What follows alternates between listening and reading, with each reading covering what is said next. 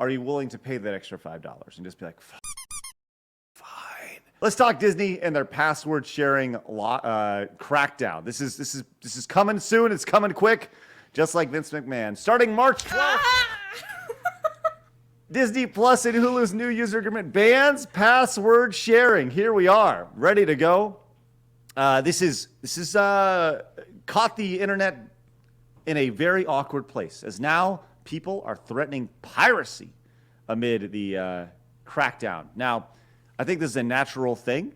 This has been a natural thought along the way and it goes along with today's thumbnail. You know, the idea of if you're not truly buying something, then really what's wrong with stealing, right? Or piracy is a better way to say it. So piracy has become a big issue with Disney with this. You saw this with Netflix. They rolled out their piracy policy not too long ago, and a lot of people were saying the same thing when it came to password sharing. I can't deal with this. It's ridiculous. But here's the problem: is that it worked when it came to Netflix, as Netflix saw its biggest increase in subscriber growth in its history after their lockdown. And yes, I am using ad blocker, CBS News. Get over it. So they saw its subscriber growth by 13.1 million subscribers after they did the crackdown on passwords. So, poll for the chat blabs. Will you be pirating Disney Plus and or Hulu after this goes into effect in March? And the other question is, how will they truly know if you're sharing a password? That's the one thing I truly don't understand about here is, let's say I have, let's say I travel for work, right? And I stay at a house, Airbnb when I travel, and I'm going to be there for a week. I'm going to be there for a month, but I have my regular account at my regular house or apartment, whatever it may be, and I then log in to my Disney Plus, my Hulu, my Netflix, whatever, when I'm away. Does that get identified as sharing a password because it's not from the same location? How does that work? I don't know these things. I can answer that for you, Craig. Please, Joe. I would love to hear. Because I've already experienced this. So what Let's happened, go. I travel quite a bit for work. So what happens is basically they are utilizing, this is the same thing that happened back in the day when music was a big piracy thing, Craig. I'm sure you remember the era of Napster and all that. Napster, why do I need to remember that? Because I'm not saying anything. I'm not saying, I don't know if you were alive during Napster, were you? I know of Napster. Low-key shade being thrown by Joe. I love it. Sorry.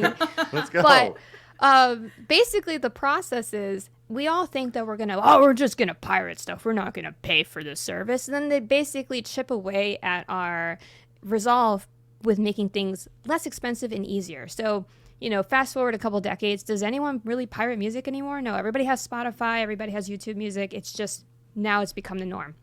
Same thing with Netflix is that, we all got up in arms about it. But it just becomes such a pain in the butt to do exactly what happens. If you go to an Airbnb, you have to log in. They're going to make you say, hey, this is a new device. And Craig, that's how they know. They can identify the same way that you log into your phone and Chrome or whoever says, is this you? We've identified a new device logging into your Chrome or your Google account. They can identify that based off your device and your IP. So same thing with TVs. They all have that identifier. They're able to say, hey, is this you? We're going to make it really inconvenient for you to have to do this over and over and over again. So you're going to have to log in, get something sent to your phone, confirm your identity, two-factor identification, whatever it may be. Inconvenience is the name of the game. Could you continue to pirate? Absolutely. Are you going to want to because you're lazy? No. They're going to offer you a family plan. Hey, just pay us $5 more and you can add your people we know you're sharing your password with, which is what I did. My siblings and I just paid $5 more, and now we're all sharing one legally, and it's just convenience, and it's just how they get you. So it's the death by 1,000 cuts strategy. Absolutely. Yikes. So for me, I use my sister's Netflix, and she lives in another country. But what we found out is that if we put Netflix on the TV, they will charge my sister, saying somebody else is using this. You need to up your program and your package. But if I use it on my phone on the app, it's fine. So there's another little getaway. So for now, at least, they'll probably hack down on the phones too. Like, no, you can't even do that either anymore. Yeah, I've noticed that's still a thing. Yeah, absolutely. Well, Moist Critical, big streamer, chimed in on this, and he pretty much echoed what you said, Joe. The idea that this is the inconvenience plague begins. Piracy is about to explode in popularity again. The idea of it just being inconvenience. It's constantly inconvenience. And this is, I think this is right. And Blabs, you were kind of mentioning this. We'll all be using cable again by the end of 2025. Just it's what's old will be new again. Circle. Right. We were all on cable. Everybody left cable for streaming. Streaming became too much. Everybody went back to cable. Right. And it's expensive. You know, like if you want to watch football or something, you got to get YouTube TV and then get the NFL package and all this stuff. It's just like add up all your streaming services, you end up paying more than cable used to be. I will say this: I think YouTube TV is actually a really good service. We have YouTube TV, and when it comes to like Disney Plus, we may be borrowing a password from a friend. I don't pay for that one, but you know, whatever. So it'll be interesting to see kind of what happens here on March 12th, March 13th, whatever it is, and to see if they see the same results. Because I'm sure they saw what Netflix did. They're like, whoa, they gained 13 million subscribers.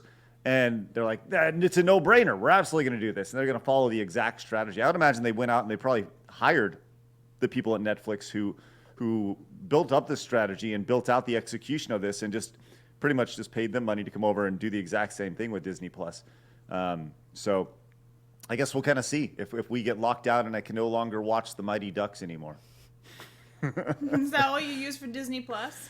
Pretty much. I wake up in the morning every morning and I watch Charlie Conway on his way to win the Pee Wee Hockey Championships every single morning, Blabs. Oh, good for you. My next question to all of this is that I don't really think Disney will be able to do what Netflix is doing just because people aren't really gravitating towards anything that Disney's putting out lately. Star Wars, Marvel, even the Percy Jackson show, all of it's like flopping in comparison to what Netflix is doing. And yeah, you can argue with Netflix about what they've done, but for the most part, in my personal opinion, I feel like Netflix has more to offer. And also, they haven't been changing their media. So movies from the 90s aren't being modernized like Disney is, like Lilo and Stitch and all that. And like, you can just buy those DVDs and just have them. So I kind of feel like Netflix is on its own level when it comes to streaming services. Oh, I agree. I think and their numbers show that, right? Netflix is clearly the king when it comes to this. They're the only streaming company that's making money. And, you know, by the way, someone in the chat was like, when did these guys become streaming shills? Like, I don't think we're streaming shills at all. I think we're just being realistic about the situation. You know, like, I'm a streamer show. I'm going to be very honest with you. I think what Joe said is right. People are lazy, right? I'm lazy. People are willing. It comes down to a value prop, right? The value proposition. Are you willing to go through the hoops to call a friend or find some way to pirate something? And that you got to be fairly savvy to do that. Or are you willing to pay that extra $5 and just be like, fuck, fine. Most people are going to go, fuck, fine. And that's the reality of the situation. And that's what they're counting on, you know? Now, would I do that? No. Because when Disney Plus is no longer available at my household, I will no longer be able to watch Charlie Conway win the Minnesota Pee Wee State Championship with Gordon Bombay, and that makes me sad. Unless it's on. Isn't that like an old thing though? Just buy the DVD. Ducks do fly together, Blabs. It's crazy. Yeah, I. Do you get that reference, Blabs? Are you talking about the Mighty Ducks? God damn it! Yes, of course. I've seen the movie. I'm curious. Poll for the chat, Blabs. Yeah. Are you lazy, or will you pirate? Well, that's what we already had it. So with 357 votes, will you be pirating Hulu or Disney Plus in March? And the options were yes, no, or I don't have it.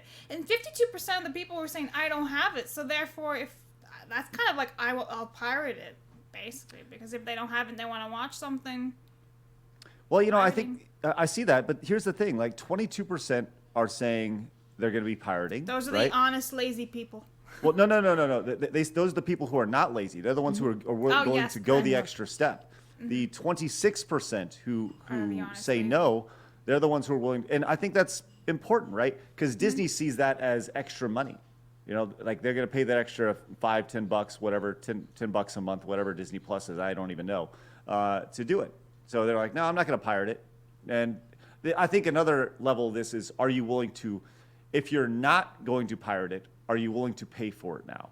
You know, so it's just an interesting conversation to have for sure. So we'll see what happens with it, and we'll revisit this in March when this rolls out, and to see, you know, if that 25% who says they will not be pirating, or if that 21% do end up pirating. Because I gotta be honest, I don't even know how to pirate. Like, I just know how to get a password from somebody else, you know. So like, how do you pirate? I'm afraid of that stuff? viruses, so I don't do that. That's literally why I don't pirate. I'm like, I don't want some infection. You want some infection? Antibiotic resistance.